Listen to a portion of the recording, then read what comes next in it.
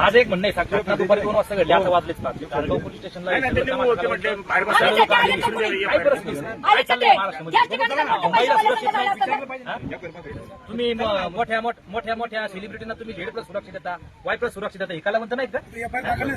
नाही, एफआयआर दाखलच करून घ्या. काहीच करत हे म्हणून आम्हाला सकाळपासून इथं बसवलं दुपारी 2 वाजल्यापासून. आणि ज्यांनी अन्य अत्याचार केलेले ते खाऊन पिऊन मस्त मजेमध्ये घरात बसलेले आहेत. पण त्यांना काय माहिती आहे, तमासगीर बी लय नंगे आहेत. तुमच्या घरच्यांना इज्जत आहे, तमासगीर बाळांना इज्जत नाही काय? आरुषी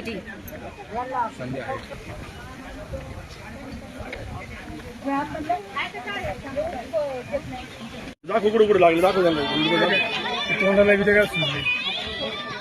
व्हिडिओ दाखव कुठे लागले. हॅलो विचारलं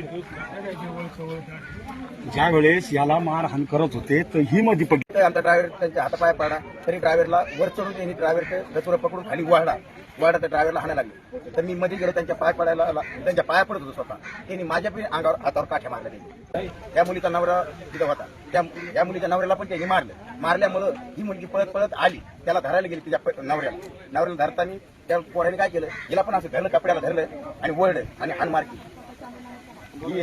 ही एक मुलगी ही एक पळत आली, हिला पण हिचे कपडे फाडले, हाणमार हिला पण केली. त्यांच्या छातीत लाथा बुक्या मारल्या. आणि ह्या बघा येतो झोट आडवी लावल्यानंतर डायरेक्ट गाडीवरती चढून तो ड्रायव्हरला मारा लागला. पोलीस स्टेशनला आलेलो आहोत. जखमीला औषधोपचाराकरता सरकारी हॉस्पिटलला पाठवलेलं आहे.